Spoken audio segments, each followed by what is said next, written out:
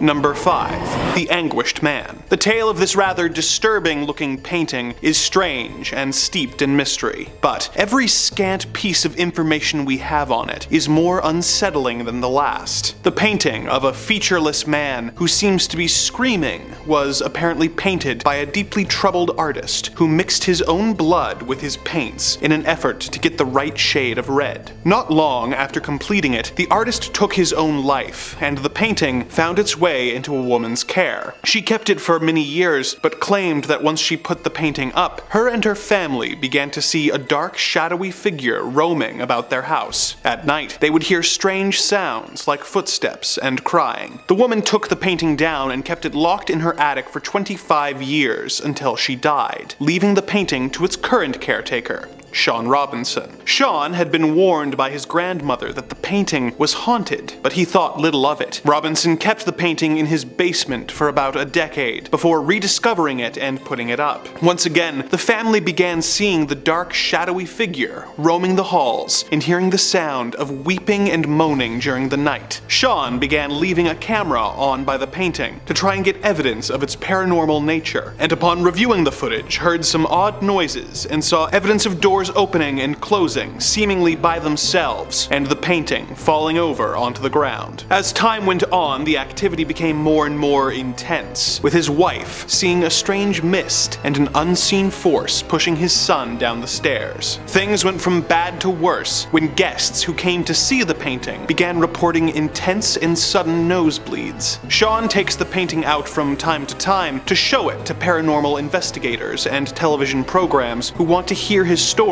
but otherwise, the Anguished Man is apparently kept locked away in a safe location to prevent any further harm from coming to unwitting people. Number 4. Robert the Evil Doll. We've all heard of the cursed Annabelle doll that has permeated pop culture for the last decade, but have you heard of Robert? Robert was a gift to a young boy of the same name, Robert Eugene Otto, from his grandfather. The grandfather had been traveling in Germany and came across the doll, who was not intended to be a toy, but a window display. He bought the doll for his grandson, who dressed it in a sailor's outfit that he had outgrown and kept it with him at almost all times. As the young boy grew up, witnesses remember his relationship with the doll seemed to grow more and more unhealthy, with him referring to the doll as a living person and blaming mishaps on him. The boy, who went by his middle name, Gene, grew up to be an eccentric artist in a stately home known as the Artist's House. He kept Robert by the upstairs window, where children claimed to see him moving in and out of view. When Gene died in 1974, the new owner of the house, Myrtle Reuter, found the doll and became its new owner. Visitors of the house began reporting the sound of giggling and footsteps coming from the attic where the doll was being kept. When the doll was around people who spoke ill of its original owner, some claim that his facial expression seemed to change. After Myrtle got sick of the doll apparently moving around the home by itself and scaring guests for 20 years, she chose to donate Robert to the Fort East Martello Museum in Key West, Florida. Robert now resides in a locked display case to prevent the over 120-year-old doll from decaying further, but also to protect the visitors of the museum. But even those precautions don't seem to always work. Guests who insult Robert at the museum report experiencing tragedies in their lives not long after. This has ranged from people losing their jobs, getting divorced, breaking bones, getting into automobile accidents, and even a few deaths. The doll reportedly receives letters every day from admirers, people wanting the doll to curse their enemies, and a few from people asking Robert to reverse the curse they believe he has laid upon them. In third place, we have a shadow doll. Among one of the first haunted items visible to those who visit the Warren Occult Museum is a shadow doll, which boasts bird feathers and a genuine human tooth, and she's just overall terrifying to look at. I'm calling it now,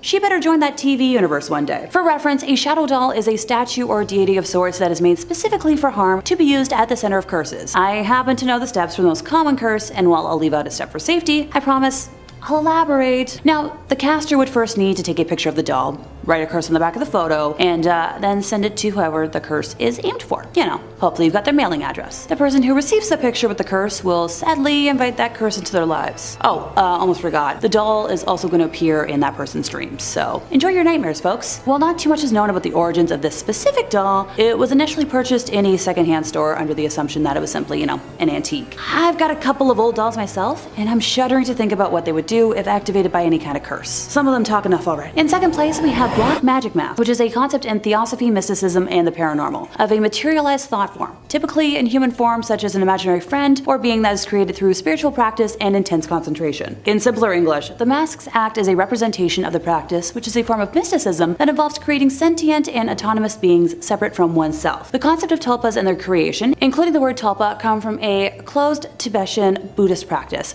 with tulpa being a Tibetan word for a creature of the mind. Tulpas did not become part of Western paranormal lore until around the 1970s, and those who practice have been cited as wearing masks similar to Halloween ones in order to take on the appearance of whatever the mask looks like. If anyone is curious about modern practices and appropriations of tulpamancers, the interweb origins can be traced back to 4chan message boards in 2009, and I'm not going to elaborate on just how awful that sentence was to utter.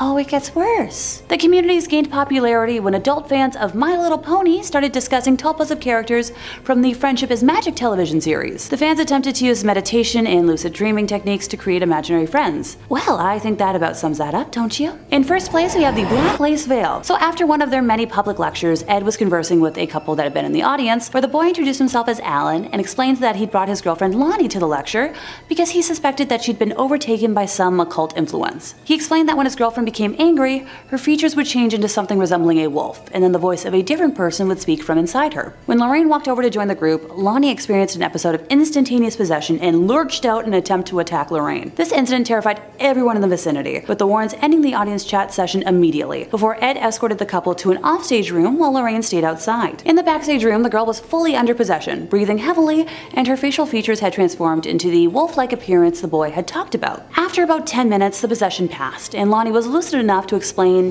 dealing with memory loss, along with losing hours and days of her life over the last 3 months, which is a symptom common in possession. She went on to share that originally her now boyfriend, Alan, had refused all of her advances and bribery attempts at becoming hers, and she had resorted to visiting a store prominent in selling tools to help with witchcraft, purchasing there a book on the black arts, and later that night performing a ritual for acquiring lovers. This ritual involved, you guessed it, the black lace veil, on top of which she placed a crown of goat horns before renouncing God in her baptism, along with swearing allegiance to Satan, finishing the ritual by washing down the vow with a cup of animal scarlet elixir. About a month after Lonnie performed the ritual, Alan began paying her the attention she craved, making her entitled world perfect. What she hadn't counted on, however, was that she was now in debt to the demonic, having given them permission to enter her life. Ed knew immediately that Lonnie would have to undergo an exorcism as soon as possible, and made contact with a priest the next morning, who was able to come assist with the procedure. Upon arrival, the priest insisted on testing the spirit, so he instructed Lonnie to close her eyes and slowly count to 20, while his assistant stood behind her and placed a cross around 6 inches behind her head. The entity possessing the girl suddenly went wild, screaming, "Take it away! It burns! Take it away!" During the exorcism, it kept screaming, "She's mine! She's mine! Her soul is mine!" in reference to Lonnie. It was eventually separated from Lonnie, but just before it departed, the thing vowed it would return to another. The Warrens brought the black lace veil, goat horns, cup, and the Conjuring book home with them so she would be safe from repossession, but the tale of the veil doesn't end here. Months later, when Ed was in a meeting with a lady who was manifesting different personalities, some male, some female, and some that couldn't even be called human, but all making extremely threatening statements, her eyes began to wander, and when they landed on the black veil, she jumped up, grabbed the veil, and clutched it to her chest. Her features immediately began to transform into those of a wild, sneering creature distinct from the otherwise attractive girl. Ed drew 2 vials of water to himself, one unblessed, the other blessed by an exorcist, and moved away from what was no longer this woman, but an inhuman spirit, a lesser devil of hell. Horrid moaning and various animal sounds came from the girl as Ed blessed her, banishing the demon away for now a second and final time. And that brings us to the end of our list, and I'm glad all of those items are still kicking around the Warren Museum for safety and not out in the open. Number 5 on this list is the smelly photo. Alright everybody, beware of of the smelly photo, for if you purchase it,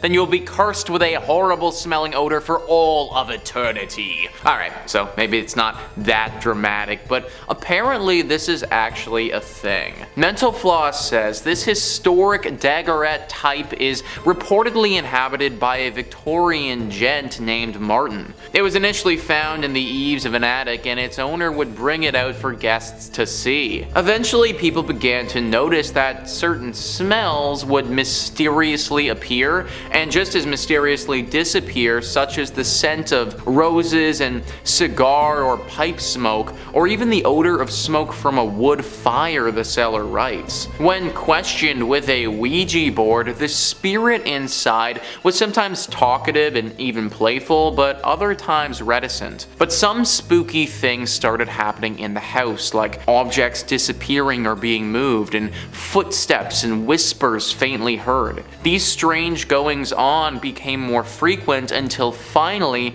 the image was removed from the house and sent to a collector who reports some continued activity. So I'm unsure if you can still buy this thing or if it's completely off the market for good, but realistically, you probably shouldn't want to be buying it anyways. Your house basically becomes immediately haunted with weird smells if you purchase this photo. Now, I will admit, some of these smells really aren't that bad, like roses. If this picture can just make my house smell like roses all the time, then I mean, that sounds pretty nice. Or honestly, cigar smoke can be really nice too. Like, there's definitely a time and place to have a good whiff of a cigar, but the big problem is that you can't really control this thing. So if my guy wanted to just scent the house up with the odor of unwashed 1800s Victorian era man, then he could totally do that. This item isn't gonna kill you or anything, but I do think that the novelty would wear off pretty fast and it could get annoying very quickly. Just make sure that you have some Febreze on hand if you do choose to buy it. Number 4 on this list is the haunted donkey. So this one could be very good or very bad depending on the person who purchases it. Mental Floss says this small decorative juice container has a surprisingly spooky backstory. According to the owner, it spontaneously fills up with water. The inherited piece has been exhibiting the odd behavior for years since the owner was a child. At first, they suspected that their grandmother, who owned the item at the time, was filling it with water, but once she died, they discovered that there was something else at play. One night, the seller knocked against the jug by accident and noticed it sounded like it had liquid in it. When I investigated, I found that there was indeed water in it, they wrote. I thought maybe it was a mistake, they explained, but it's happened sporadically ever since. I'm not scared or anything, but I'm just not into the type of stuff. I wish my Nana well in the afterlife, but it's just not for me, they said. Now, one thing that isn't mentioned there is what happens if you drink the water. Apparently, if you have a good heart and are kind and caring and look out for your fellow human, then drinking this water is fine, and it's believed to even give you good luck. But if you don't possess those qualities that I just listed, if you're rude, if you're selfish, and if you're greedy, if you only look out for yourself and will walk over other individuals for your own personal gain, then drinking this water will do the opposite. You will be cursed with bad luck, and it will be very hard to get rid of it. So that's what I mean. This item can be very polarizing and can be super good depending on who buys it, or it could be super bad. Number 3. The Women from Lemb statue. This limestone statue, also known as the Goddess of Death, was discovered in Lemb, Cyprus in 1878. Its purpose, or exactly what it was meant to portray, has been lost to time, but many experts believe it may be a fertility statue of an unknown goddess. Whatever the reason for the carving, experts have concluded that it was carved sometime around 3500 BC. After being found in 1878, it was purchased by a man named Lord Elfont. Within 6 years of having acquired the object, Elfont and all 6 of his family members had died under mysterious circumstances. The statue passed to a man named Ivor Manucci, who died along with his entire family within 4 years of the purchase. The same thing happened to its next owner, Lord Thompson Noel, and his family. The statue seemed to disappear for a time before being acquired by Sir Alan Biverbrook, who had a wife, 2 daughters, and 2 sons. Yet again, family members began to drop like like flies, with Beaverbrook, his daughters, and his wife all passing within a few years. Fearing that they would be next, Beaverbrook's sons decided to donate the statue to the Royal Museum in Edinburgh, Scotland, where it was soon put on display. However, the statue was not quite done, and the curator who had handled the statue mysteriously died the next year. The statue is still on display to this day, locked in a heavy glass display case. Number 2. Thomas Busby's chair. Our next entry takes us to North Yorkshire in 1702, when two criminals, Daniel Audie and his son-in-law, Thomas Busby, came into conflict. They were coin forgers who essentially ran a criminal empire, but Daniel disapproved of Tom's relationship with his daughter. This resulted in a fight, which ended with Daniel's untimely demise. Thomas was arrested soon afterwards and sentenced to be. There is some variation in what happened next. Some versions of the tale say that Thomas was arrested at his favorite pub, and others say he was allowed back into the bar for his last drink before his death. Whatever the case, before being taken away, he told the other patrons of the pub, "May sudden death come to anyone who dare sit in my chair." He was then taken away and, as the local historian and poet William Grange described it, the bones of the poor wretch who had committed murder to fester in the sunshine and blow in the tempest until they fell piecemeal to earth, and tradition yet tells tales of night wanderers being terrified when passing the dreaded spot. While Thomas began apparently haunting the spot across from the inn where his remains were displayed, the curse he laid on the chair began taking effect. Over the years, many brave souls sat on the chair to prove they were not afraid and paid the price. In 1894, a chimney sweep sat in the chair and was found the next day hanging next to where Busby had been displayed. In 1967, two Air Force pilots sat in the chair as a joke, but when they were driving home that night, they crashed into a tree and did not survive. A few years later, a builder sat in the chair and fell off a roof later that same night. Not long after, a cleaner fell into the chair after slipping while mopping the floor and died of a brain tumor soon after. In 1978, the owner of the now renamed Busby Stoop Inn decided that too many deaths had occurred and donated the chair to the Thirsk Museum. Although they didn't technically lock the chair away, they did hang the chair on the wall, 5 feet off the ground, to prevent anyone from sitting on it and receiving Busby's fatal curse. Number 1. The Basano vase. Although it has fallen out of favor now, for centuries, a common gift given to brides on the day of their weddings were intricate ornate vases. Our next tale begins in the 15th century Italy and spans over 500 years. Legend says that on the day of her wedding, a bride in a village near Napoli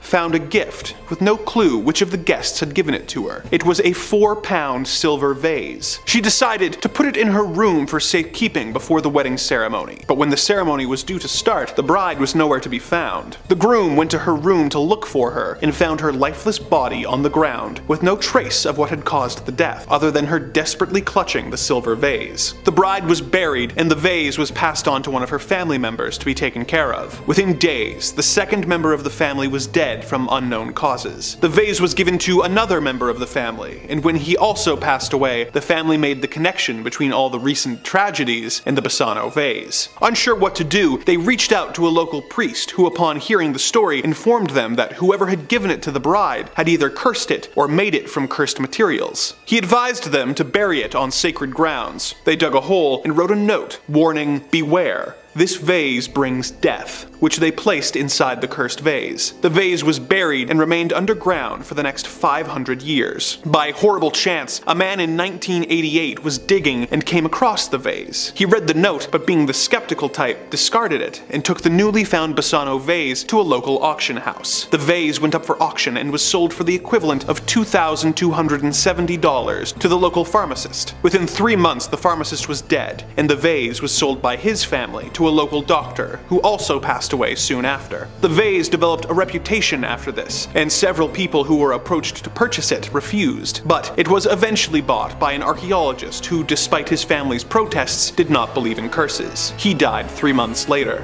His family threw the vase out their window, but a police officer who was passing by saw this and tried to return it. The family refused the vase back and told him of its cursed nature. He tried to give it to multiple different museums, but having heard about the curse, they all refused. Fearing for his his life, he did what the bride's family had done over 500 years prior, and buried it in a lead box in a cemetery. Which cemetery he used is unknown, but let us hope that no unwitting soul rediscovers this cursed vase and unleashes it upon humanity once again. Number 5 on this list is the Basano vase. The Basano vase is one of those old family heirlooms that you really don't want to get passed down to you. It started out as a wedding gift, also something that you really don't want to receive on your wedding day. Anyways, it's a pretty vase, so the couple accepted this vase, and then tragedy struck. On the night of the wedding, after the ceremony, the bride was found dead in her room.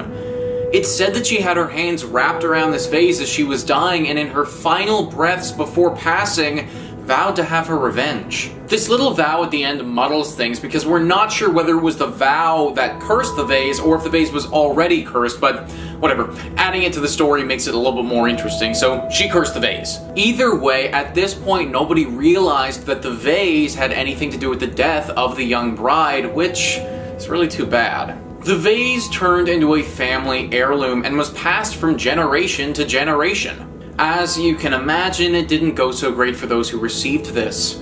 More people kept dying, all of them extremely mysteriously. Eventually, somebody caught on and decided that this vase needed to get locked up for good. For a time, it was locked up in a secret location and nobody knew where this vase was. It should have stayed that way though. The vase in 1988 saw the light of day again and was sold off to a wealthy bidder who basically just bought an extremely expensive way to die. He died very soon after receiving this vase, and thus it began all over again. The vase exchanged hands some more, killing off more and more people as it went. Finally, somebody with some proactive thinking gave it to the police. Now, nobody knows where it ended up. Whether the police destroyed it, hid it, or held onto it is anyone's guess. Number 4 on this list is the chained oak. This one is really interesting, and even though history hasn't necessarily hidden it from us, it's definitely tried to negate the consequences. Atlas Obscura says, the chained oak is an old tree wrapped in chains to prevent its branches from falling. This is due to an alleged curse put on the tree when, in 1821, the 15th Earl of Shrewsbury refused a woman's pleas for money. It's said that she then put a curse upon the nearby oak. For every branch that falls from the tree, a member of the Earl's family would die. Later that night, one of the Earl's relatives died suddenly under mysterious circumstances. Convinced that the curse was true, the Earl ordered that the branches of the oak should be chained up to prevent more from falling. I feel for that Earl's family, man. Like, literally, I'm just a grandkid of this dude, and now if this tree breaks a little bit, I'm gonna die? No thank you. At least the Earl had the sense to chain up the tree and make sure that it won't happen to harm his family. But one big storm rolls through that place and wham, now some random person is just dying. Just pray that you don't happen to be the descendant of this guy, and if you are, cross your fingers those chains were done up tight. Number 3 on this list is the Tai Xin mask. We have another cursed item from eBay here that can certainly have its benefits, but also have its drawbacks as well, if you aren't careful with it. Mental Floss says the person selling this mask claims that they personally witnessed a witch in Thailand capture a jinn, or genie, in it. Among the mask's alleged talents are the ability to bring the owner riches and the ability to keep vampires away. Both are useful skills, but they come with a price. You must make offerings of food and drink to keep the jinn happy. Not to mention the fact that for the first month you have to meditate on his name 3 times a day for 20 minutes each. So here's my thing. Riches and the ability to ward off vampires, that sounds cool, I like it. I mean, who wouldn't want to have a magical mask that can make you rich? That'd be awesome. Granted, there is that whole other thing too. This is a jinn, and even though that's really cool, I don't want to fall into a trap of fully trusting this thing. Genies are very tricky. They say one thing, you take it at face value, but they mean something else entirely. So this thing might say something and make you believe that you're getting rich, and then totally flip the script on you and have it mean something else. Also, let's not forget that if you mess up a little bit and don't offer this thing food or water or meditate on it 3 times a day, then it will probably choose to respond decently badly to you. These are all risks that I personally don't think I'm willing to take. Also, here's my other thing. Like, if this mask is gonna give you tons of riches, then why is somebody selling it on eBay? Why would you need to sell this thing if you're already super rich based on the mask? And if it was that great, then wouldn't you want to keep it? I don't know, just some stuff to consider before you pull the trigger on this thing. Number 2 on this list is Lisa's shoes. Lisa was a young girl who lived back in the Victorian era a long time ago. Now apparently she died way too soon. We think it was sepsis, but we don't really know when she died or why she died for sure. All we know is that she was taken from the earth way too early. Mental Floss says, said to contain the spirit of a little girl called Lisa, these shoes were found by someone who was curating their late aunt's estate, tucked in a nursery closet alongside various Victorian clothes and toys. They suspected they were haunted, the seller writes, since there was a lot of knocking in the nursery closet. If actually possessed, tap dancing might wake one up in the middle of the night. The noise wasn't the only indication of the shoes' otherworldly nature. The house they were found in was rumored to be home to a number of ghosts, including that of a woman who had murdered her baby there in the 19th century, and the spirit of a 9-year-old girl who died of sepsis. So if you're the type of individual who likes to fall asleep to the sound of cursed shoes dancing all over the floor, then I guess this is for you. I don't know how many of those people are out there, but hey, no judgment here. I personally do not have any interest in purchasing some cursed shoes, but that's just me. Apparently, if your heart really does desire such a thing, then a few clicks on eBay is all it's gonna take. And finally, number 1 on this list is the Anguished Man painting. The Anguished Man painting has been something that we've talked a decent amount about on this channel when it comes to haunted and cursed paintings. Well, you can buy this haunted / cursed painting on eBay if you wanted to do so. The seller of this oil painting describes it as a horrific paranormal portrait. The artist is unknown, but according to its owner, the artwork may be responsible for a number of spooky goings on around the house. Since owning this painting, I've experienced a number of strange paranormal events that cannot be easily explained, the seller writes in the listing. These include hearing disembodied footsteps from elsewhere in the house, the sound of bird songs appearing out of thin air in the living room,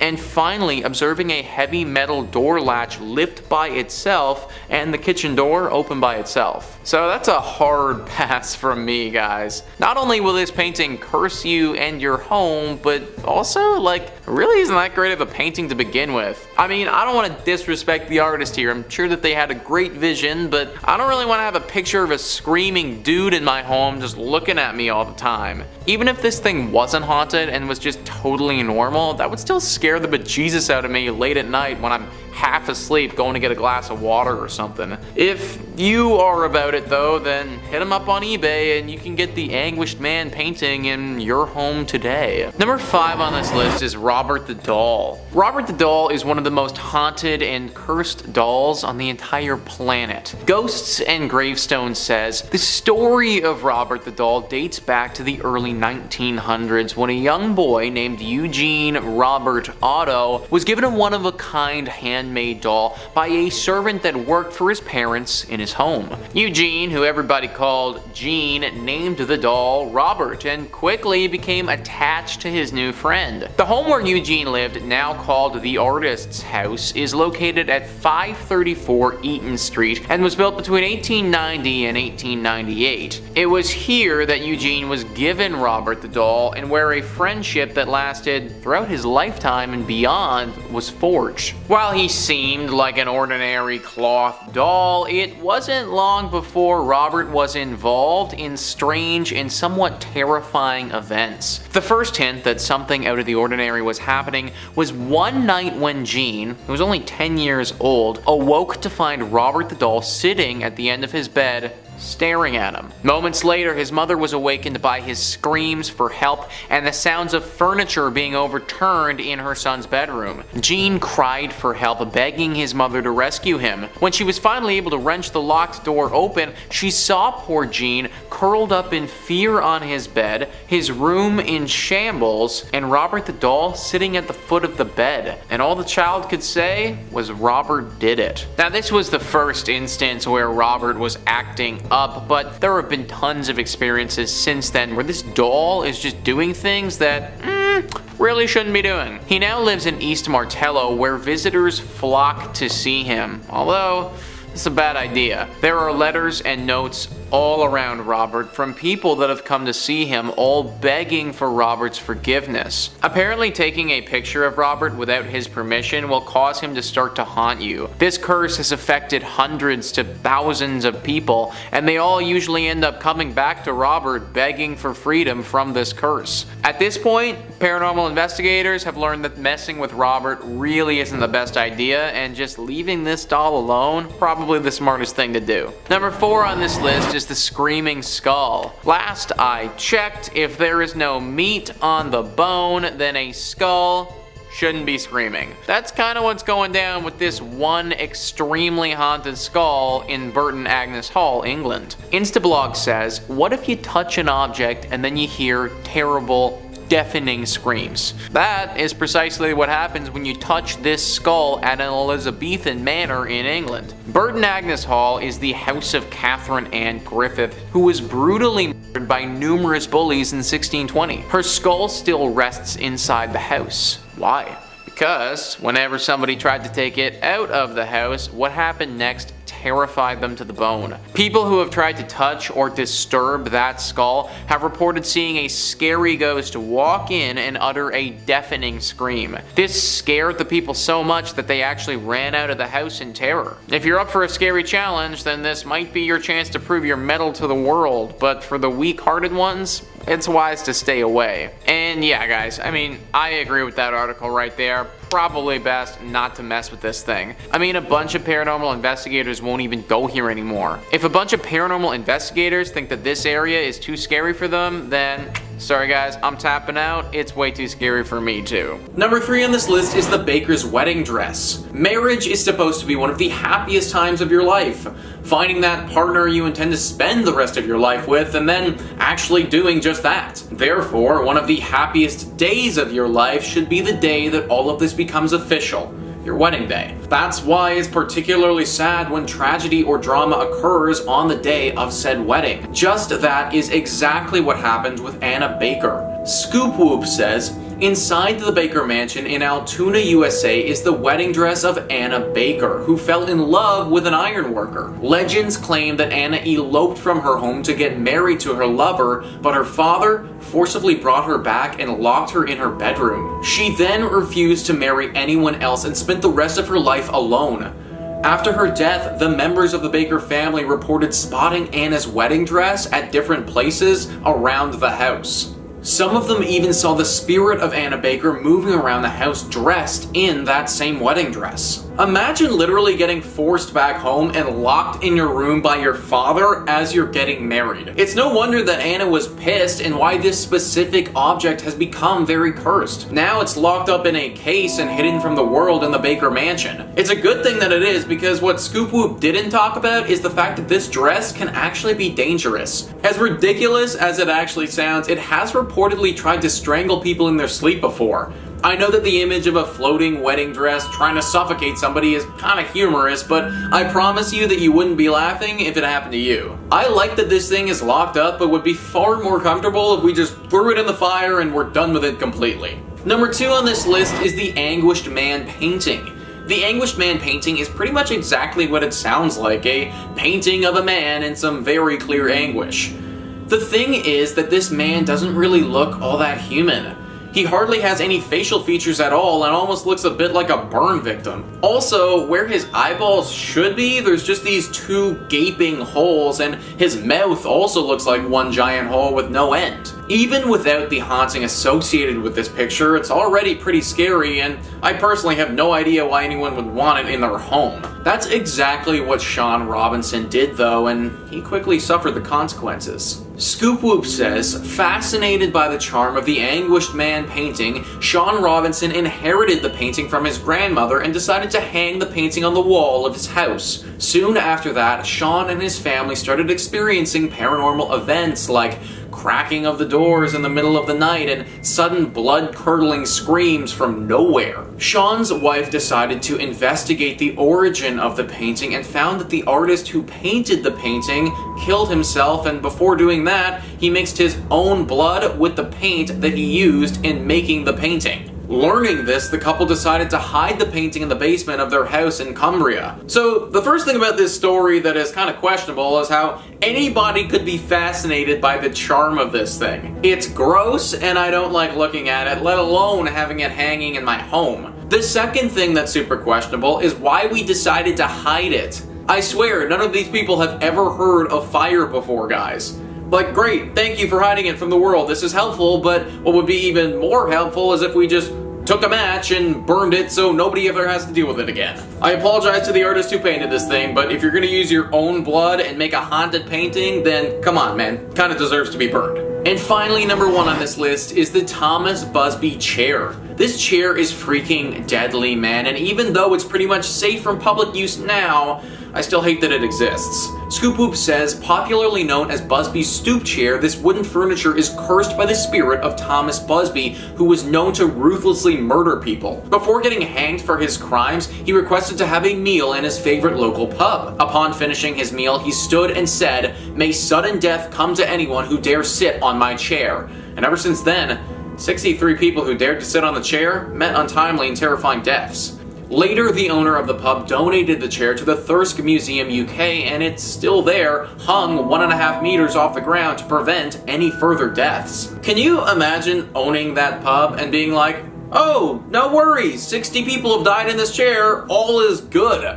Like, how the heck did we allow 63 separate people to sit in this chair and die? And okay, like, I'm happy that it's hanging 1.5 meters off the ground and nobody can sit in it, but guys, come on. This is literally a dangerous weapon that we have right here. The fact that this thing hasn't been totally dismantled is kind of ridiculous. What happens if somebody steals this chair and then decides, you know what, I'm gonna murder people with it without anybody finding out? Frankly, I think history should have hidden this thing a little bit better. Hopefully we don't hear any more murderous stories about it from here on out. Number 5 on this list is the Dybbuk box.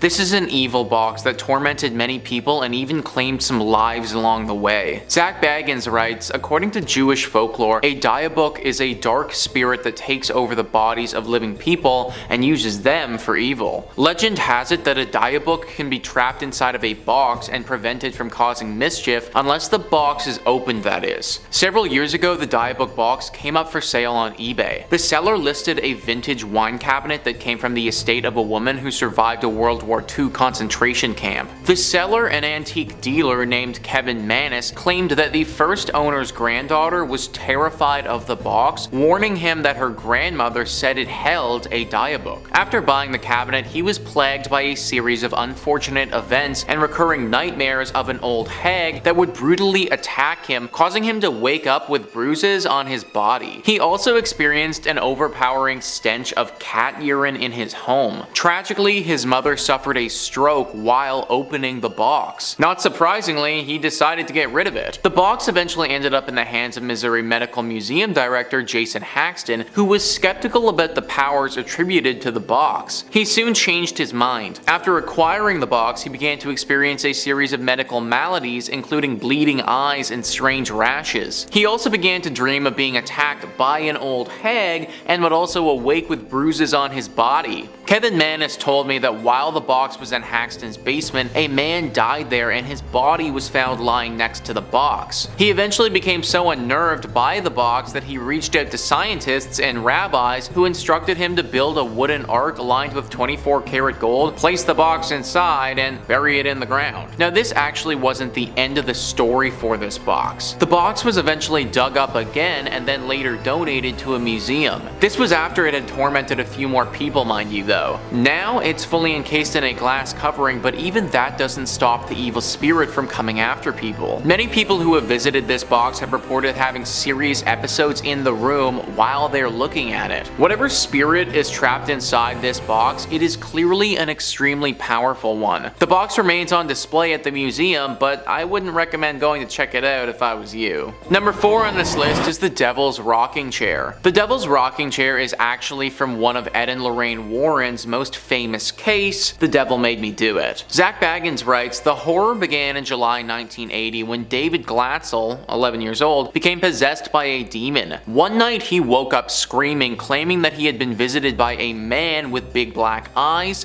a thin face with animal features, jagged teeth, pointed ears, horns, and hooves. David was, everyone agreed, not the kind of kid who liked scary movies or who was likely to make things up, and he was visibly shaken up by this experience. He became rather withdrawn and quiet. His older sister, Debbie, asked her fiancé, Arn Johnson, if he would stay with her family for a while and see whether it would help David get out of his depression. Arn, of course, agreed, but things didn't get better. David reported having more nightmares about the terrifying man who promised to take his soul. Odd scratches and bruises began to appear on the boy, and all the injuries seemed to happen while he was asleep. Odd sounds, which Arn couldn't explain, were heard in the attic. Worst of all, David began to claim that he was now seeing the beast while he was awake. He was always seen sitting in the family's rocking chair, which the beast now claimed as his own. David was the only one who saw the beast in the chair, but family members often saw it rocking back and forth, seemingly under its own power. This was obviously a lot, so the Warrens were brought in to perform the exorcism. The exorcism took place in that rocking chair, and it's thought that the chair itself still has some evil energy from this spirit attached to it. Now the chair resides at the Haunted Museum, but owner Zack Baggins actually took the exhibit down because the chair was simply too dangerous, he thought. Number 3 on this list is the Mayori warrior masks. Now these warrior masks hold a curse that won't affect everyone, just a small portion of people. Specifically, women who are soon to be expecting children. The Occult Museum says New Zealand's Mayori warriors are part of an ancient tribe who would carve unique masks when it was time for battle. When a man died in the mask, it was believed that his soul would remain trapped in the mask they were wearing. Although their mythology does not dictate that any harm is done by the trapped souls, the presence of the masks has a strange and sometimes fatal effect on pregnant women. Women who are expecting often experience complications when they come in contact with the masks. It's unknown why this phenomenon occurs, but the museum that holds the remaining masks posts a warning that pregnant women should stay away. The literal museum is out here warning pregnant women not to come. That's how you know that this thing's seriously dangerous. Like whenever a business or enterprise does something that's actually gonna lose them money, that's when you have my attention. Considering they just lost an entire demographic of people, I'm now listening and buying into this curse. The paranormal investigators who aren't pregnant have taken a look at this, and they're having a hard time getting to the bottom of it. Some people have suggested that the Mayori tribe thought that pregnant women were taboo, but that also doesn't really make any sense, because then how would they have repopulated their tribe? Regardless of why it is the way that it is, just know that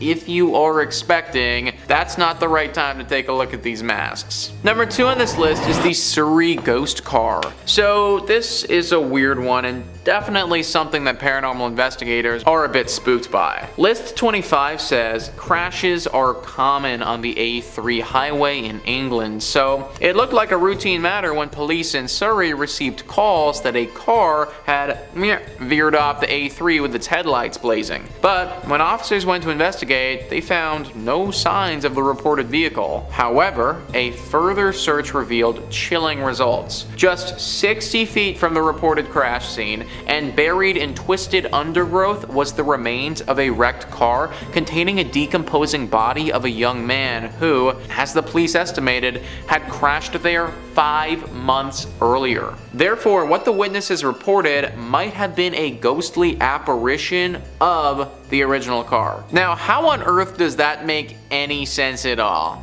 You know what, let me answer that for you.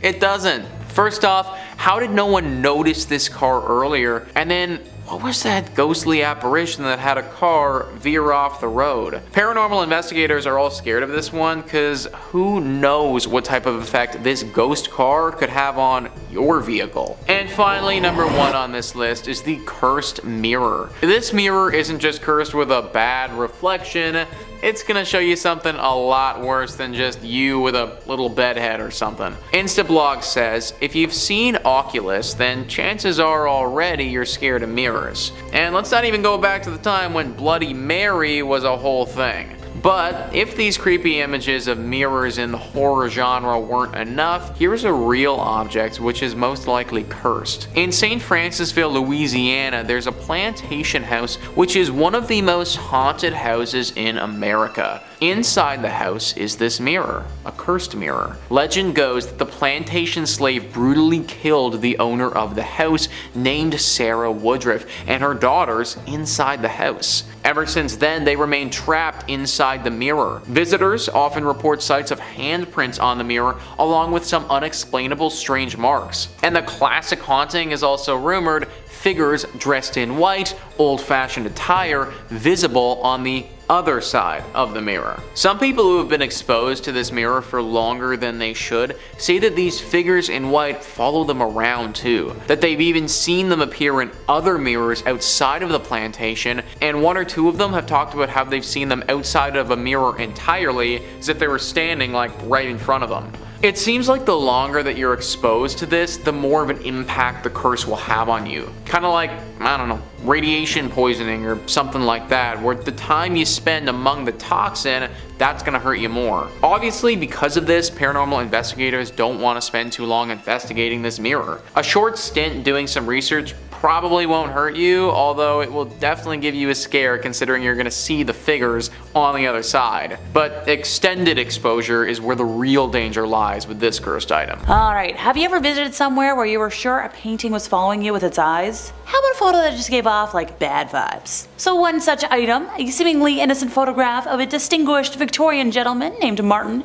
emerged from the shadows of a dusty attic, akin to a forgotten relic from a long time past. Initially, it graced the owner's display, an intriguing conversation starter lifted from the sepia-toned pages of a forgotten family album. See, my apartment conversation starter is the tapestry of the popular Barbie movie universe character, Bibble, that takes up an entire wall of my living room. But hey, to each their own. Alright, back to the important stuff today. The passage of time is about to unravel an unsettling narrative woven around this seemingly innocent little picture. The anomaly wasn't visual, but more something you could smell, like an unsettling scent that clung to the photograph like an ethereal residue. The aroma, a mysterious blend of scents by the way, wafted from the each photograph, a scent symphony that defied the logic of temporal confinement. We've got roses dancing with the fragrance of burning embers, and a sharp essence of wood mingling with the air. The irregularity of these apparitions painted an eerie aura around the photograph, a scent-based enigma that was like, yo, what the heck? As the unsettling fragrances ebbed and flowed, a decision was made to reach out to the spectral presence suspected to be intertwined with the photograph's history. So what did they do? They grabbed a Ouija board. Yeah, the age-old conduit to the supernatural. It became the intermediary between the living and the spirit that was lingering between the photograph and the photograph's frame. The encounter was shockingly devoid of hostility. I say shockingly because hey, if there's one thing I will constantly preach against, it's the use of a Ouija board in any sense. It's like a telephone where you don't know who or what is going to answer and you can't trust anything. And what do you know? The whole household aura, it went from being great to being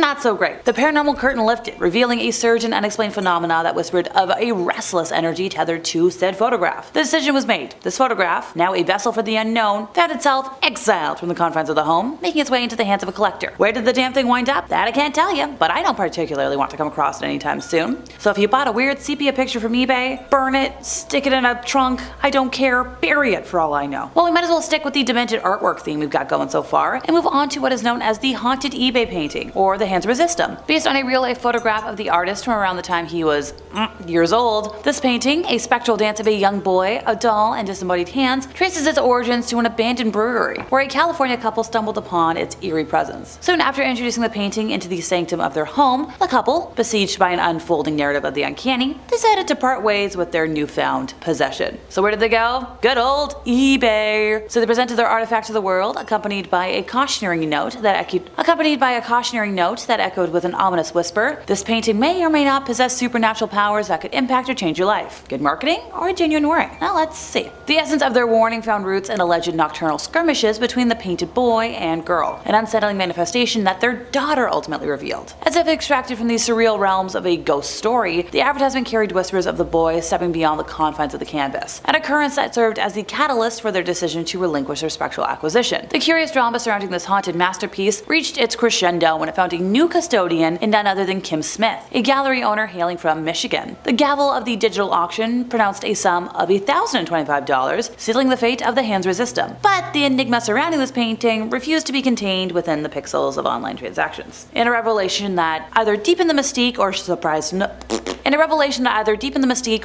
nobody, depending on how you look at things, Kim Smith disclosed that her inbox bore witness to a procession of emails, testimonials from individuals claiming visceral reactions just by looking at a photograph of the painting. Reports of repulsion and physical illness became the postscript to the tale of the haunted eBay painting. This ordinary artifact turned conduit to the spectral, illustrating that even in the realm of e-commerce, the line between the tangible and the ethereal can kind of blur, and not in a good way. Now, if you feel ill after my talking about this painting today, please let us know in the comments so we can do a 10-part experiment on everybody's psyche. I'm kidding. Don't you trust me? Here's something you don't see every day, or at least I don't. How about we try on a haunted bra for size? Not actually, you weirdos, just in theory. It's one of the weirdest, frightening, but maybe one of the least sanitary items posted on eBay on today's list. Alright, picture this folks, a one-time used bra, white and kinda ratty, and designed for a woman with a 32A bust. But it's also packing some major spirit power, or so claims Tanya Rose, the woman selling it. But this isn't a second-hand bra, it is a third-hand bra, because the listing claims it belonged to a deceased woman, one who lived a life with a lot of amorous adventures and partying before she met an untimely end. So why would you want it? Because according to the seller, the spirit of this crazy lady never quite left. Her spirit is still hanging around in her bra, and anyone who wears it will inherit her success in the romantic world. Get ready for a big increase in the number of admirers and gifts. But it may not have wound up with a woman, because it supposedly has another ability. So if you're gonna put a lit white candle near the bra, the spirit of the woman will appear. But if you're gonna place a red candle, the owner's gonna come back and greet you with a very sensual encounter with the spirit world. And while this is terrifying at all, it kind of reminds me of another haunted bra from pop culture. Anybody remember George the Bra from iCarly? Does anybody remember George the Bra from iCarly? So he was this large pink bra who told ghost stories to anybody watching, and he made his first appearance on an iCarly sketch in the episode I Give Away a Car, and also appeared at the beginning of I Saved Your Life. Heck, at one time there was even a segment on the actual website, iCarly.com, that was dedicated to his stories. So I guess he's not the only haunted bra anymore. Okay folks, we're gonna move on to a different bust, object. Sorry, it was an easy joke, and I've spent way too much time lately around folks who have mastered the groaning style of humor. The genesis of this haunting creation is intertwined with the tragic demise of its creator, William. Crafting sculptures from unhardened clay was his passion, a pursuit that met an untimely end on the day he was crushed to death in a work-related accident at the brickyard. The statue, a product of that fateful day, stood as a spectral relic, a tangible link between the artist's final moments and the unknown afterlife. A twist in the tale comes as a fellow laborer, bearing witness to the aftermath of the tragedy, laid eyes on the forlorn statue at the job site the following day. The decision to take it home marks the inception of a series of unsettling events. Initially dormant, the statue's dormant malevolence sprang to life when it was unearthed from its storage confines and proudly displayed in the den. Now the den, once a sanctuary, because we all love a good cozy space, transformed into an oppressive space, laden with an unexplained heaviness that permeated the air. The mundane act of doors slamming of their own accord became an eerie symphony, with the culprit, upon investigation, revealing wide open portals into the unknown. Nearby decorations, juxtaposed with the malevolent sculpture, met their demise in spontaneous acts of shattering. The inanimate bust, anchored in the physical realm, defied the laws of, everything. It exhibited a will of its own, orchestrating a macabre ballet as it pivoted to face the wall without even the slightest human intervention. The surreal crescendo reached its peak when a dark shadow or mist, an elusive apparition, materialized in said den, heightening the spectral ambiance. Terrified by the unfolding supernatural saga, the owner was like, okay, let's get rid of this thing, I can't do it anymore. Desperation and fear impelled him to beseech a friend to orchestrate the artifact's exodus from his life, if you will. The friend, perhaps understanding the gravity of the situation, turned to eBay. I feel like Christian Borle when I say that. Thrusting the haunted statue into the labyrinthine corridors of online auctions, leaving its paranormal legacy for a new, unwitting wedding custodian to unravel. And people wonder why young folks aren't buying random art to display in their homes anymore. Seriously. Number 3 on this list is the Hope Diamond. Don't get me wrong, guys, I would love to have this thing, but I just don't know if the juice is worth the squeeze here. Google Arts and Culture says one of the most famous diamonds in the world, the Hope Diamond, originated in the Kolar mine in Andhra Pradesh, India. According to legend, the stone is cursed and brings misfortune to anyone who owns it. The curse is said to have come about when the original diamond was stolen from the eye of a statue. The thief met a grisly end, kick-starting a pattern of misfortune for all those who possessed the diamond. Over the years, owners of the Hope Diamond have befallen fates including death by murder, execution,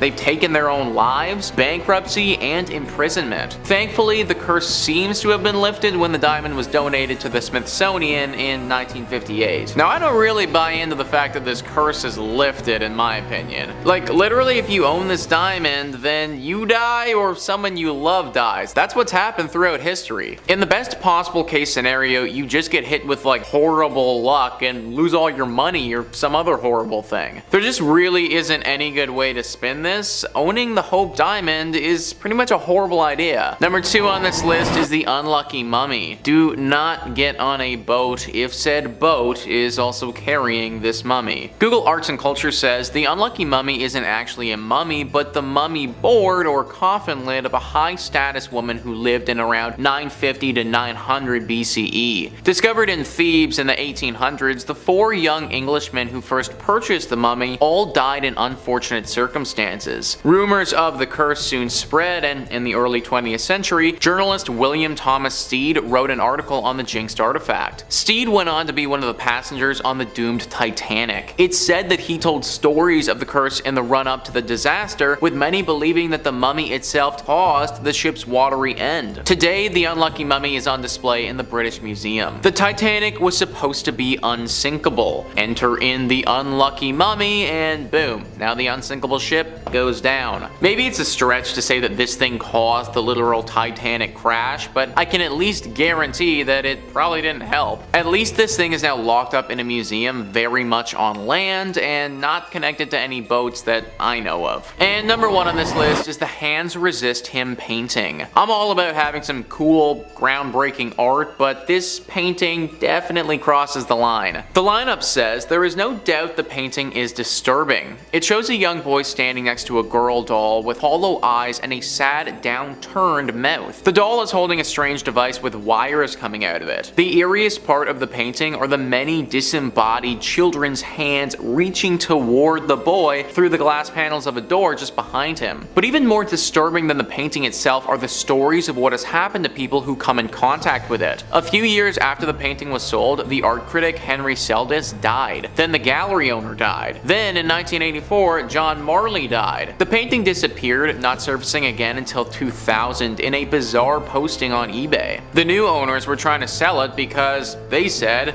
it was haunted. They claimed the boy and the doll in the picture would fight with each other during the night, terrifying their 4-year-old daughter. They set up a motion sensing camera in the room for 3 nights and claimed they had captured the boy in the picture leaving the frame and coming into the room, apparently fleeing in terror. The literal kid in the painting is leaving. Not freaking cool, guys. My paintings are supposed to be static and not moving, and they definitely aren't supposed to be walking around my home scaring the living bejesus out of me and my family. Apparently, this painting is locked up in a storage locker now, and no one is allowed to see it. Our first spot is the Anguished Man painting, a painting that's been said to be haunted by the spirit of its former artist. The Anguished Man was painted by... we have no idea, actually. Fittingly, for something like this, its true origin is a mystery, but it's been said that it was painted with a mixture of the artist's own blood and paint, which explains that delightful crimson hue. The artist disappeared after painting it, and in 30 years, no one has been able to trace its origin to anyone. The earliest recorded history of the Anguished Man comes from a woman in North England who owned the painting after receiving it as a gift, and understood that there was something deeply, deeply wrong with it, but kept it anyway, I guess. After years of having it in her possession, she gave the relic off and passed it on to her grandson, Sean Robinson. Once the painting found its way into Sean's possession, he reported consistent hauntings from it, claiming that at night the painting can be heard screaming,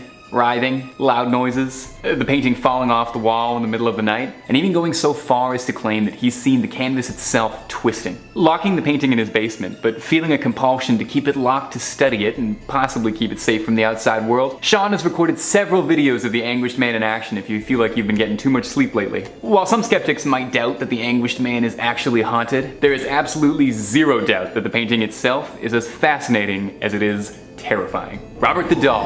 At first glance already seems a bit unsettling, between his empty smile and the blank expression of the pet sitting on his lap. If only it ended there. Legend has it that this century-old doll is home to a malevolent spirit locked away. It's been said that misfortune comes to those who don't respect him or insult him. Robert's story begins over 100 years ago, and his true origin is somewhat disputed. It's agreed that he was owned by Robert Jean Otto, who received it as a boy, but some people claim that it was a gift from his grandfather, while locals prefer to claim nefariously that the doll was given to Robert by a servant of the house who hexed it out of resentment. Whatever the case, Robert brought trouble with him. The real Robert, or Jean as he went by, would refer to the doll as if it was a living entity, claiming that it had a will of its own. When things around the house would break, like the rest of Jean's toys being destroyed, he'd claim that Robert had done it. The family would find Jean in the middle of the night, wailing, surrounded by overturned furniture, claiming once again that Robert had done it. People would claim to see Robert out of the windows, appearing and disappearing at seemingly random times of day. While Jean no longer owns Robert, of course, Robert lives in the East Martello Museum in Florida, where it's said that even locked up he still causes havoc, causing electronics to malfunction and go haywire. Employees have reported sleepless nights,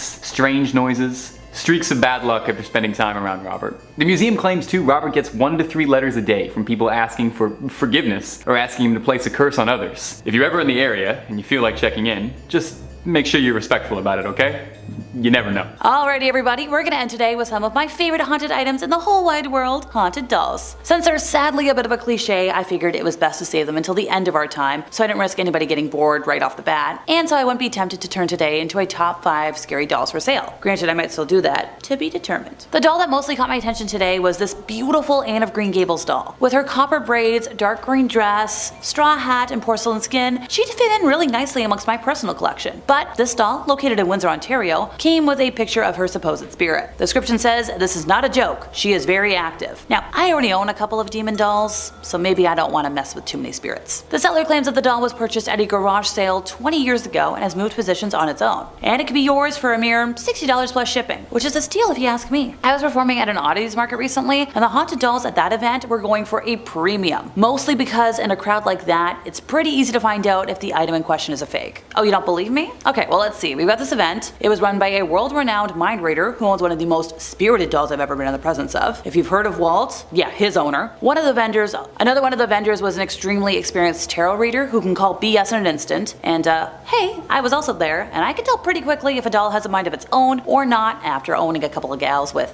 personalities if I'm being polite. I've mentioned it a couple of times, but if you don't know anything about my cursed dolls, I do recommend pausing this video and watching the one I did on haunted dolls you've never heard about, where I did a big deep dive into my collection and my friend Mysterion's collection. So long story short, haunted dolls at events like that are the real thing. If Anne with an E wasn't creepy enough for you though, back in 2021, a doll from Sault Ste. Marie named Carini has apparently been heard saying her name out loud and even moves around sometimes. And moves around objects. The seller has added a disclaimer that you might not witness the paranormal activity described, so don't be disappointed if she behaves like the inanimate object that she is. And that's the thing with a lot of, demon dolls. It depends on who they're around and if they want to or not. And since I'm on a tangent anyways, there was another nightmare doll that caught my eye because she reminds me of my own Kissy Kissy Baby doll. Now this doll might look like any other, but according to the seller, it's pretty cursed. The seller, who specializes in selling paranormal items that people don't want anymore, says the doll's owner bought it at an antique shop and was told that it was cursed, but the seller used a lot of words that the gal didn't know, so she's like, you know what, it'll come home with me, whatever, I'll take care of it. So soon after, whenever she would open the doll that it came in or touch the doll, she would suffer from terrifying nightmares of shadow people. This continued for several months until her son took it from her to sell it, and it sold for only $17.49, which once again, steal of a deal. And that brings us to the end of our time, and I think I'm gonna stick to getting my haunted items from markets where I know the sources. Besides, that way I save big time on the shipping costs and the risk. Starting off this countdown, we have Mary Todd Lincoln's dress. This beautiful dress was once owned by Mary Todd Lincoln, Abraham Lincoln's wife. It's a beautiful purple velvet dress with satin and lace detailing. She wore this dress during the Washington winter social season in 1861 to 62. But here's the thing.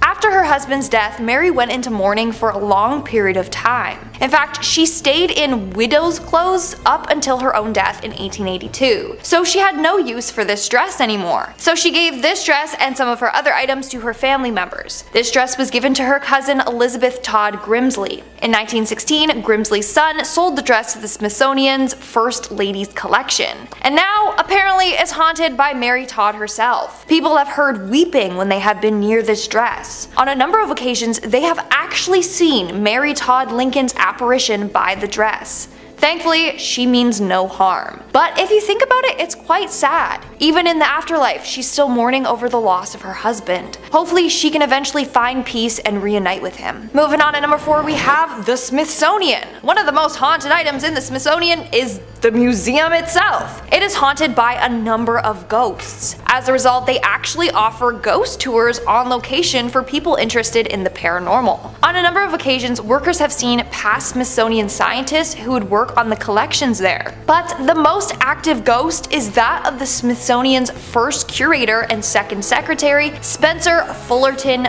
Bard. Almost all of the night guards at the Smithsonian have seen his ghost wandering the halls. They see him gliding through the halls, people try to talk to him, and then he disappears into thin air. Then you have the ghost of Secretary Joseph Henry that also likes to show his face around town. According to the night guards, they said, and I quote, "Henry is often seen fully clothed in the garments he wore in life, walking through the exhibits before returning to his post. His post being the statue the museum has in place for him." Dude, what in the night of the museum is this? Seriously. Then you have the countless unidentified entities that also haunt the halls. These are just like black shadowy figures people have seen in passing.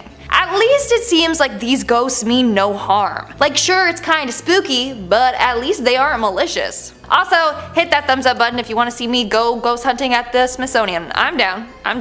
Number 3. The Delhi Sapphire. The Delhi Sapphire is a seemingly beautiful gem that carries with it a dark legacy. It's also known as the Gem of Sorrow, named for the misfortune it brings upon all those who've owned it. Its first owner was a British cavalryman named Colonel Ferris, who stole the gem from a sacred temple in India in the 18th century. Soon after returning to England, he was plagued with financial destitution, bringing his family to the brink of collapse. Shortly after this, his family all started to develop debilitating diseases. Ferris suspected that the gem was responsible for these wrongdoings, and attempted to pass it off to a family friend who fell gravely ill immediately after taking it in. Shortly after Ferris's friend passed, the gem was bought by Edward Heron Allen, a scientist who similarly experienced his life falling apart after acquiring the gem. In a desperate attempt to free himself of the curse, Edward threw the gem into Regent's Canal, thinking that he'd freed himself of the accursed stone. Sadly, much like the one true ring, this gem wasn't going to stay at the bottom of a river. It was fished out of the canal and quickly sold to a local jeweler, who recognized the stone as one he had mounted onto a ring for a client, one Edward Heron Allen. Thinking he was doing Edward a favor, the jeweler crafted a new ring and returned it to Edward. Isn't that nice? From there on, Edward swiftly tried to rid himself of it again, this time giving it off to a singer, who after a brief ownership, lost her voice entirely and never sang again. With the ring once again in his possession, Edward decided to end the vicious cycle of regifting and lock the sapphire away.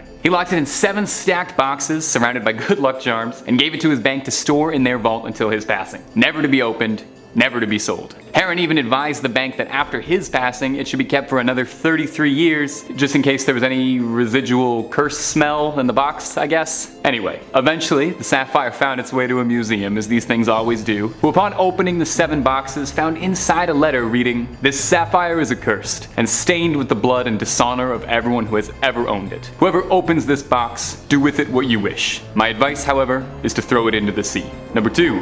James Dean's car. Absolutely nothing is cooler than driving a souped-up Porsche, and in the 1950s, there was no one cooler than James Dean. Aside from being the cultural face of 1950s teenage delusionment and an icon for outcasts of his day, James Dean had a passion for cars and racing, and had a collection of impeccable Porsches, although the last one he would ever own was a Porsche Spyder 550. It was actually commissioned for Dean, and was one of the first makes of that car produced. A souped-up Porsche capable of race speeds, it seemed like the perfect car for a hot-headed rebel. But from the moment he got it, people were wary. A friend of Dean's, actor Alec Guinness, wrote in his diary after meeting James with the car that The sports car looked sinister to me, exhausted, hungry. I found myself saying in a voice I could hardly recognize, "Please never get in that car. You will be found dead." Normally any friend telling you outright not to get into a car would be worth paying attention to, but I feel like special triple warning should be heeded if it was Obi-Wan Kenobi telling me not to do it. Sure enough, Dean ignored, went ahead and raced the car anyway, leading to a tragic car accident that would claim the actor's life. Shortly thereafter, the Spider was chopped for parts, where its engine was bought by Dr. William Escrick and installed in his own car. The suspension and transmission of the Spider was given to Escrick's colleague and fellow doctor and racing enthusiast, Troy McHenry. In a race in 1956, both doctors driving cars with the Porsche's old parts both crashed, leading to the death of McHenry and injuring Escrick.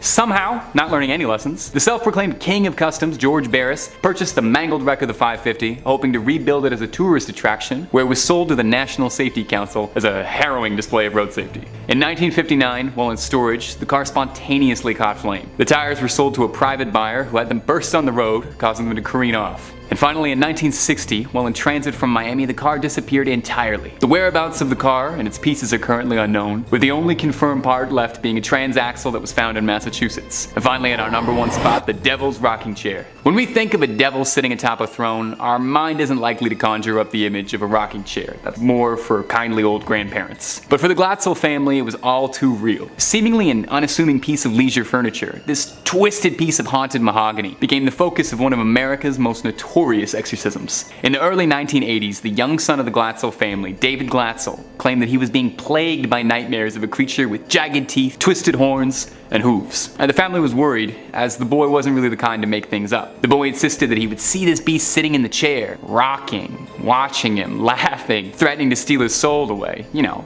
regular old imaginary friend stuff. The visions persisted and even manifested physically, with David waking up in the middle of the night with scratches, bruises, and cuts, as well as red marks around his neck, as if something had been grabbing his throat. He would convulse during the night, and a family member would watch him sleep, as he would have seizures repeatedly. David started to hiss and growl at his family, and even was reported to have spoken tongues, quoting from the Bible. Eventually it became too much for the family to bear, and professional help was brought in from, who else? Ed and Lorraine Warren, who performed multiple exorcisms, and brought in a series of priests to try and quell the spirits inside the house. Lorraine asserts that she saw the chair levitate in her time there. After a final exorcism, it's reported that the demon left young David, but found its way into his sister's fiance, one Arn Johnson. She reported the same growls, hissing, as well as slipping into periodic trances he couldn't be shook from. Tragically, Arn was involved in a conflict that led to the death of his landlord, and when he stood trial for it, insisted that he hadn't acted on it, but rather it was the demon possessing him that made him do it. He was locked away. After these dark events, the chair was kept away in storage, for fear that its evils might seep into the rest of the world. It resides now in the Haunted Museum, owned by Zack Baggin himself, one of the world's foremost experts on the paranormal, and a sort of modern successor to the Warrens, who's indisputably the wisest man to be owning something like this. Let's just hope he's not looking to get comfortable in it anytime soon. Number 5 on this list is the British Museum. The British Museum has a super haunted item in it that is said to be somewhat responsible for the death of hundreds of individuals. The unlucky mummy. Museum Crush says not actually a mummy, but the mummy board or coffin lid of an unknown high status woman from the 21st or 22nd dynasty. The British Museum's unlucky mummy has earned quite the reputation for causing destruction through its ancient curse. The mysterious mummy was found at Thebes in the late 1800s, and tales of its curse start soon after that. It's said that of the 4 young Englishmen who bought it, 2 died in shooting incidents and 2 died in poverty. A string of illnesses, accidents, and deaths following this are said to be attributed to the mummy. One of the most astonishing rumors surrounding the mummy's curse is that it caused the sinking of the Titanic with the loss of more than 1,500 lives. One of the victims on the Titanic was journalist William Thomas Stead, who was one of the first to pen articles about the mummy's curse. Survivors from the disaster recall Stead telling stories of the ominous artifact over dinner, and as the mummy's sinister reputation grew, people even began to believe that its presence on board caused the disaster. Now I will say this, there was no actual record of the mummy being on the Titanic. Titanic. I mean, think about it. If it was, then how could it be in the museum right now? It would be at the bottom of the ocean. So we know that it was never actually there, but that didn't stop it from cursing the boat all the same.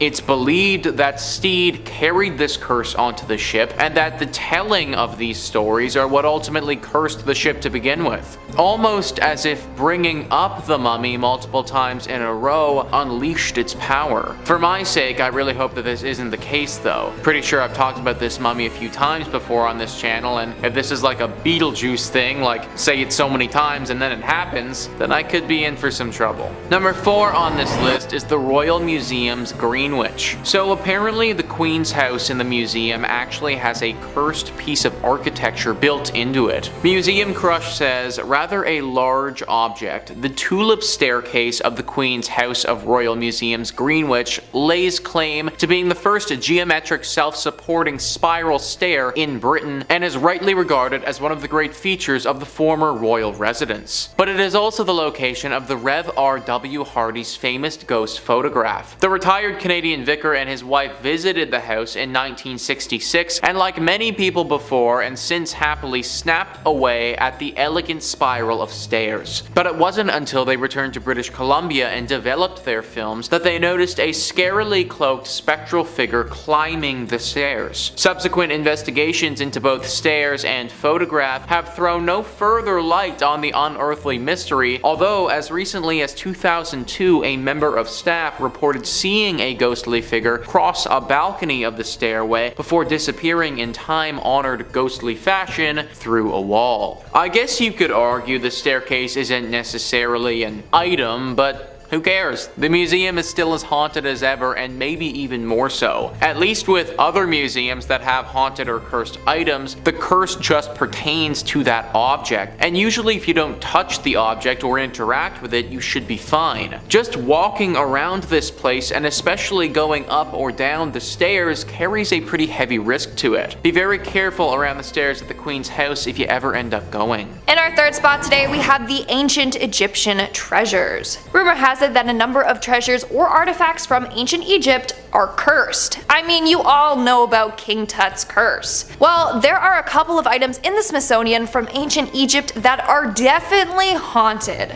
For starters, we have the scarab. This scarab is believed to be from King Tut's tomb. For starters, it is believed that bad luck will fall on anyone who handles King Tut's body or other artifacts in his tomb. Everything in there is believed to be cursed by King Tut himself. I'm sure you've heard of the story of Howard Carter and his team that excavated the tomb. After doing so, several of the people involved died suddenly and mysteriously, so it's believed that this scarab is cursed along with the other items there. And then we have the mummified cat head.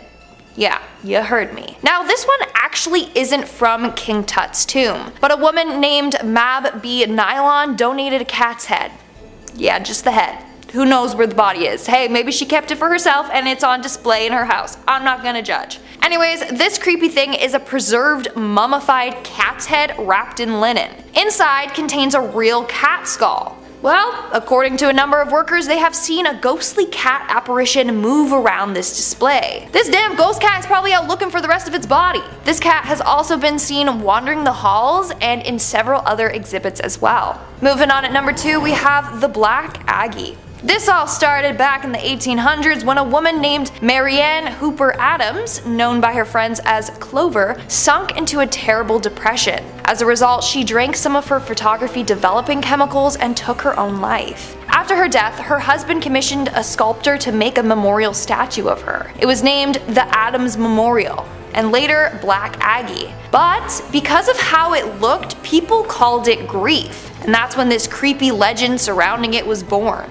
Legend goes that if you stare into her eyes long enough, they'll open up and start glowing red. Those that see her eyes will either be killed by her or she will cause you to go blind. Not only that, if you sit on the statue's lap at midnight, then you will die within 2 weeks. It's also said that pregnant ladies should never go near her. If they do, she will cause them to miscarry. Of course, this is just a creepy legend, right? Well, supposedly there's real life stories of this haunted statue taking people's lives. One man put a cigarette out on the statue's hand and he was later found dead with a gunshot wound to the head. Another man was found dead at the foot of the statue and no one knows his cause of death. Now, you may be wondering how the statue got to the Smithsonian. Well, because of the legend, a lot of people were breaking into the cemetery at night to visit it, and it was often vandalized. So the family donated it to the museum where it remains to this day. And in our number one spot today, we have the Hope Diamond. This is a very beautiful diamond from India, but here's the thing. It was stolen from India,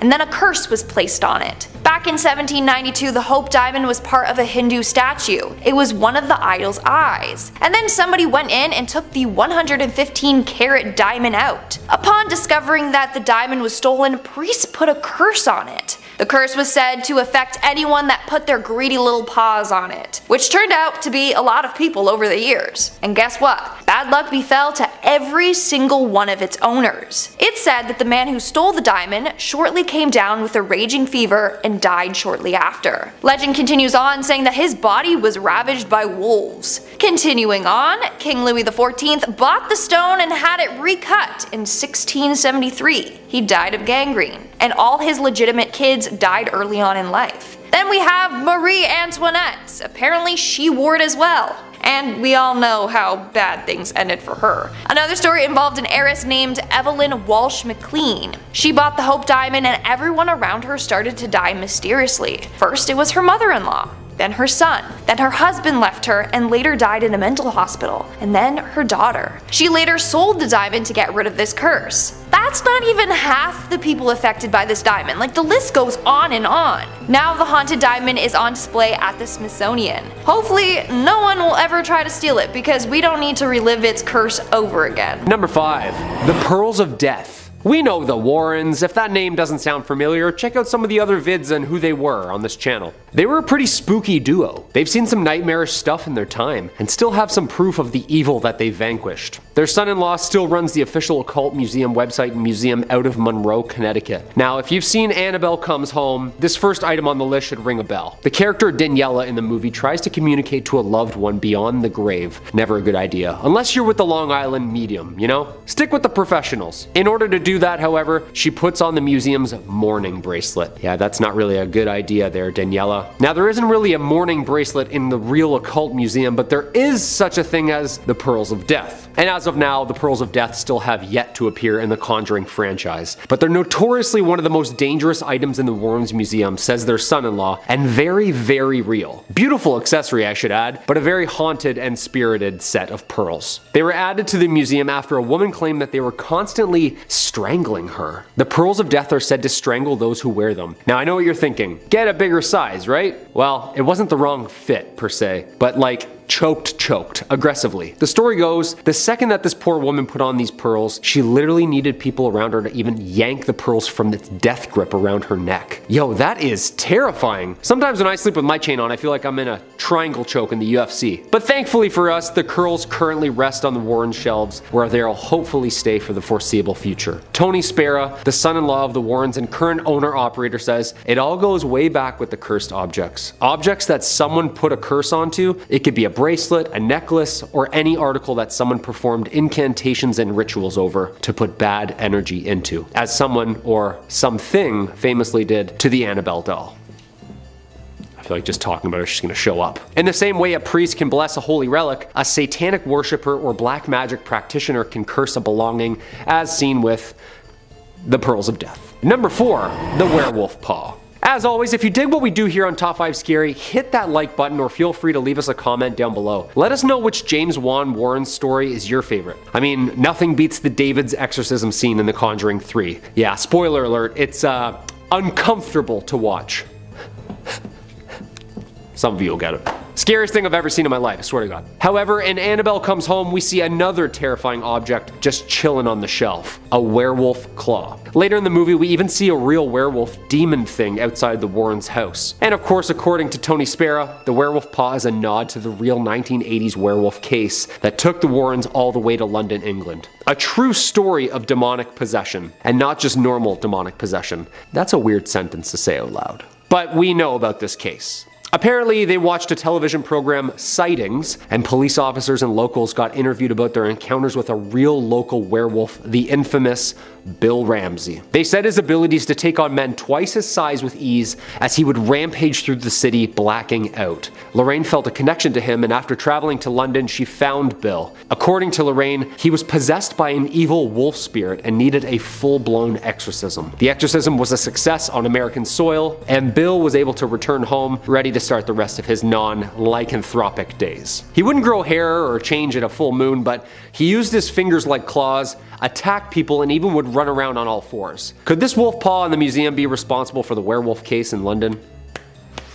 I think it might. Number 3 on this list is the Thirsk Museum. Located in Yorkshire Museum, this tiny little quaint museum is the last place you would expect to see something haunted. Enter in the Busby stoop chair. Museum Crush says, Yorkshire drunk, criminal, and coin counterfeiter Thomas Busby murdered his father-in-law and fellow counterfeiter Daniel Aughty in 1702. Busby was arrested at the local inn and sentenced to death by hanging. According to legend, he laid a curse on his favorite chair at the inn, saying death would come soon to anyone who dared sit in his seat. After his execution, his remains were hung in a gibbet from a stoop at Sand Hutton Crossroads, now the location of the Busby Stoop Inn. The inn and surrounding area were said to be haunted by Busby's ghost, but one chair there in particular had developed a rather sinister reputation following a string of tragic accidents. Second World War airmen who sat in the chair were said to never return from their missions, and the chair also linked to several road accidents and fatal illnesses. In 1978, the inn's landlord removed the chair to Thirsk Museum just a few miles down the road. The chair is now suspended high above the ground of the museum to ensure that no unassuming soul can ever fall foul of its curse again. It's been hung there, unmoved, for 40 years. I've looked into this chair further, and for a while there, it really was that if you sat in this thing, you were going to die. It wasn't going to happen in a year from now or something like that either. Like, we're talking about pretty imminent death here. Number 2 on this list is the Natural History Museum. The Natural History Museum is one of the most complete museums in the world, and being so complete, it obviously has to include a cursed item. Museum Crush says this apparently cursed gem was owned by 19th century polymath Edward Heron Allen. So powerful was its curse that he eventually decided to have it stored away in a bank vault inside 7 locked boxes with a note of warning to anyone who dare handle it. Heron Allen also left strict instruction not to remove the amethyst until 33 years after his death. The curious story surrounding the stone says that it was stolen from the temple of the god Indra during the Indian Mutiny by Colonel W. Ferris, an officer of the Bengal Cavalry. After Ferris's health deteriorated and he died, the cursed amethyst was passed on to his son, who suffered a similar bout of bad luck and eventually gave it to Heron Allen. After facing a string of health and financial misfortunes, Heron Allen made several attempts to get rid of the stone, but they all proved unsuccessful each time it returned to him. Less than a year after his death, Heron Allen's daughter donated the amethyst to the Natural History Museum, where it is on display in the vault. And finally, number 1 on this list is Zack Baggin's Haunted Museum. The number 1 voted haunted place in America has got to make this list, considering it's full of cursed objects. There isn't just one object here that's cursed, there are tons. In fact, we would need our own separate video dedicated solely to this place to even begin to break down all the scary stuff that's in this museum. Just listen to this small excerpt from the website. Among the hundreds of terrifying possessions, museum goers can even peek inside the VW death van in which Dr. Jack Kevorkian ended the suffering of terminally ill patients, as well as get a close-up look at the propofol chair from Michael Jackson's death room. Perhaps most unsettling is the original staircase from the Indiana Demon House, notorious for its powerful paranormal activity before being demolished in 2014. The wooden banister and creaky steps from the house now stand in a dimly lit corner, resting on a blanket of dirt from the location. Following its installation, a group of construction workers walked off the job and refused to come back. These are just a couple couple of the so-called attractions that this place has to offer. If you go to this museum, then there is a very good chance you will end up walking out with a curse attached to you. That much paranormal energy all lumped into one place, it just spells out something haunted. Be very careful if you ever intend to go here. In 5th place, we have a satanic idol. This story began in 1991 when a deer hunter was walking through the woods in Connecticut, close to where Ed and Lorraine resided. The hunter got lost and after some time stumbled upon a raised, circular rock formation with the idol in question standing in the middle of it. It is believed that the formation was common with folks who practiced devil worship in the 70s. The hunter began to feel uncomfortable and left the area, deciding to make his way back to his car, and along the way he noticed an elderly gentleman walking alongside him who was dressed in head-to-toe black. The man in black never spoke a single word to the deer hunter. Now the hunter was getting more nervous by the second, and also more lost, and unsure of his directional path. Desperate, he turned to the mysterious figure and simply asked, "How do I get out of here?" Luckily for our narrator, the man in black pointed in a direction and then disappeared. The hunter was so thrown off by that day that he reached out to Ed, who requested to be brought to the same area. Now the hunter wasn't 100% sure he could find the exact location, but was willing to try. Together, the two men were able to stumble through the forest, and without the aid of the man in black this time, found the rock fountain. Ed removed the demonic idol from the area and placed it in the museum, and that's when things got a little weirder. Approximately 3 days after removing the idol, Lorraine collapsed for no known reason, and she was transported to the hospital where no one could identify what was wrong with her. Thankfully, after 3 more days, she recovered. Now Ed believed that this was caused by the gentleman in black, who was believed to have been a high priest in a satanic cult, as a form of payback for removing the satanic idol. In 4th place, we have a Conjuring book. So one night, after returning home from a night out with Ed, Lorraine was reviewing the calls left on the answering machine when she found one from a distraught woman who introduced herself as a Mrs. Sandy Foster, who nervously described a very distressing situation and begged the Warrens to return her call. So even though it was like 12:40 in the morning, Lorraine immediately tried to call her back, and while the phone rang continuously, the connection was broken.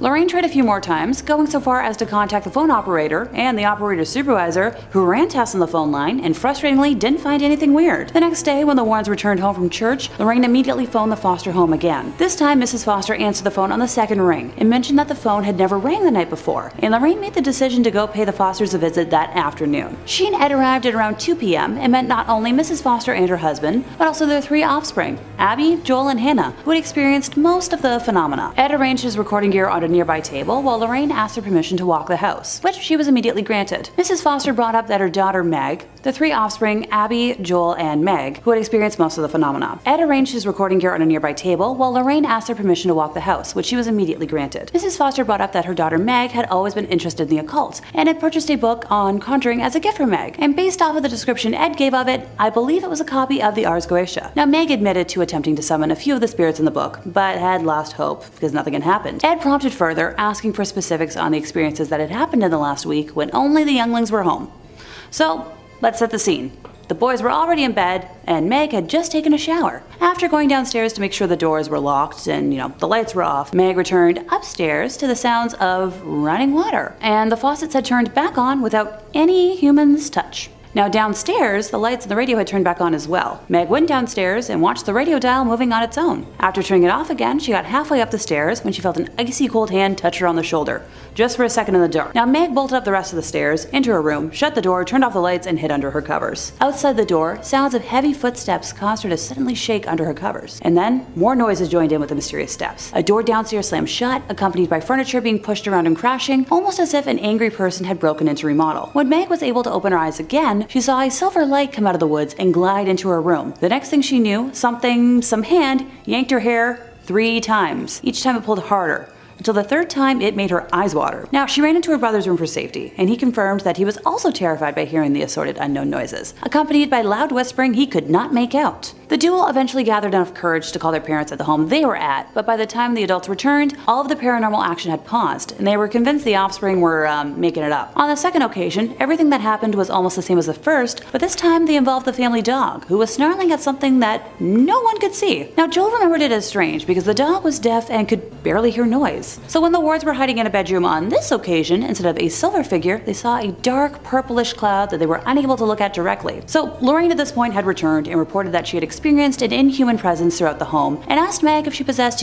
black conjuring candles in her room. And when she responded yes, Ed told the family that he and Lorraine can handle everything, but they should maybe head out for a drive while it was happening, for safety. Ed and Lorraine got to work the moment the Fosters left, determined to discover the true nature of the spirit's presence in order to dispel it. For provocation purposes, Ed used a crucifix and holy water, scattering the water at all 4 points of the cellar floor, and saying aloud, "In the name of Jesus Christ, I command all spirits, whether human or diabolical, to leave this dwelling and never return." On the first floor, Ed repeated the same procedure in each of the rooms. This process, known to any exorcist as binding, requires the infesting spirit to either show itself or move on. Having bound the cellar and all downstairs room without incident, the Warrens were ready to approach the second floor, where they knew difficulty was lurking. But as they prepared to act, a telepathically projected feeling of dread came over them, which is a distinct indication of an inhuman demonic presence. They pressed on and began climbing the staircase to the second floor. But as hard as they tried, neither Ed nor Lorraine could get any more than halfway up. Pushing against them was some impenetrable, unyielding force. So slowly, the Warrens backed down the stairs so as not to be knocked over backwards. And at the bottom of the stairs, for a brief second,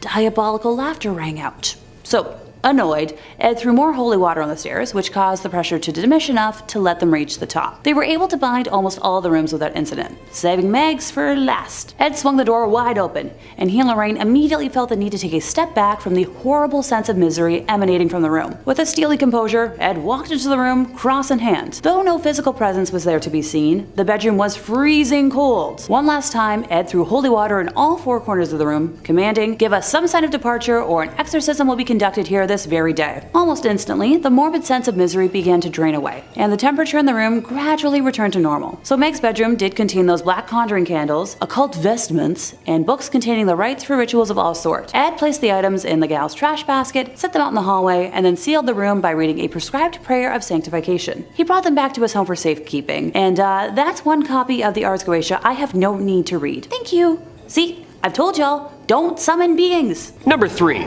The Cursed Brick. Perhaps one of the least terrifying items on this list is a brick from the Borley Rectory, aka a brick from one of the most haunted houses in all of England. The house was originally built back in 1862. It was a house built for the rector of Borley, but after a fire in 1939 it was never rebuilt. It was finally demolished after in 1944, but before its final days, Harry Price, a paranormal researcher at the time, reported numerous ghostly sightings, including a ghost nun, a ghost car passing by, as well as numerous horse and buggy sounds on the property. That's terrifying. Yep. A little piece of the haunted home sits in the Warren Occult Museum today, as they were able to visit the Borley Rectory before it was demolished. According to local folklore, a nun fell in love with a monk from the monastery and the pair attempted to elope together. They were found and sentenced to death. The monk was reported to have been sent to the gallows in the monastery, whilst the nun was sealed into the walls of the nunnery alive. Ouch. This nun is believed to be the one that is seen on the grounds of the Borley Rectory, endlessly looking for the monk that she once loved. That's kinda cute, that's kinda nice. The nun has been seen and heard many times over the years, and the first reports came from 1928 when the owner Guy Eric Smith and his wife contacted a newspaper to report a strange happenings. The newspaper took on the help of an investigator, Mr. Harry Price. Mr. Price stayed at the house to research for more than a year. While staying there, Price witnessed a ton of poltergeist phenomena. Even said that he got in touch with the spirit of a past tenant, Reverend Harry Bull, who died in the house. After numerous attempts at exorcising the property, in 1930, Mr. and Mrs. Smith left the house for good. The next residents of the house were Reverend Foister and his wife Mary Ann. They both experienced the same phenomena that Price and the Smiths had witnessed before them. However, this time the poltergeist activity seemed to be a little bit more aggressive, with reports of smashed glasses, broken windows, and Mary Ann being even thrown from her bed in the middle of the night. In 1939, the house was burnt to the ground due to an oil lamp. It was then left to ruins until 1944 when it was demolished. The Borley Rectory was said to have been the most haunted building in all of the UK, so although just an unassuming brick, its origin story has seen quite a bit of life and death. Number 2. Black magic dolls. We already know some of the infamous museum dolls that are haunted by all hell, but we're not talking about Annabelle. There are apparently handfuls of other dolls that deserve some jarring honorable mentions. Tony Spera believes that there are dark powers that live amongst the various voodoo dolls and handmade figurines that are just casually splayed out for museum goers. Stuffed dolls like the Shadow Doll, of course, who looks like a night terror version of a twisted Muppets puppet. It's known for visiting dreamers and stopping their heart mid-nightmare with fear. Okay, that's a little excessive. So haunted, yeah. There's a satanic doll that looks like it would resemble a tall wooden man, possibly even the devil. Yeah, haunted beyond all hell. Found in the woods too, around satanic worship. Huh, could you believe? And of course, this dark magic doll. They just look haunted, you know? That off colorization look, the facelessness, and glass casing around it. Again, that can't be a good sign. Historically, if you do this, obtaining a doll or statue or carving, add in a little dash of dark magic and voodoo, and voila, you have a very dark, cursed item. There's also a doll with no mouth and no eyes. Yeah, that's not scary at all. I think we can all agree that there's like 20 origin films like right here with each and every one of these black magic figurines. Like I understand Furbies a little bit more now, you know? Like that's a cursed item right there, 100%. Furbies belong in the Warren Museum. I'm surprised there isn't some there already. And coming at the #1 spot, the music box. And of course we had to include one of the creepiest elements of the Conjuring movies, and I guess what makes any scary movie scary. It's the music. And boy is there one haunted creepy Warren Museum object that comes to mind: the Perron family music box. Director James Wan wanted to use the actual music box in the first film because mirrors and creepy music make for the best thrillers, but also because that there is a real haunted artifact from the real case. Today, the box is safely stored in the Warrens Museum alongside all of the other spooky items that we already covered. The music though, right? Like this part in the movie actually scared the shit out of me. Like the anticipation alone. They always do it so slow too, don't they? Dun dun dun dun dun dun dun dun dun dun dun. But it's like real life though. That's horrifying. The music box apparently caused a lot of problems for these Perron girls, specifically April, the youngest of the Perron children. She found this antique in the house and she used to communicate to spirits. In the movie, this was a happy ending, but in real life, the Bathsheba Sherman curse was never really resolved. The original OG film, The Conjuring, was one of the best haunted house movies of the last decade that arguably spawned both a franchise and a new respect for old school horror. I wonder what's next for us in the James Wan universe, cause that werewolf paw, yeah, that looks terrifying.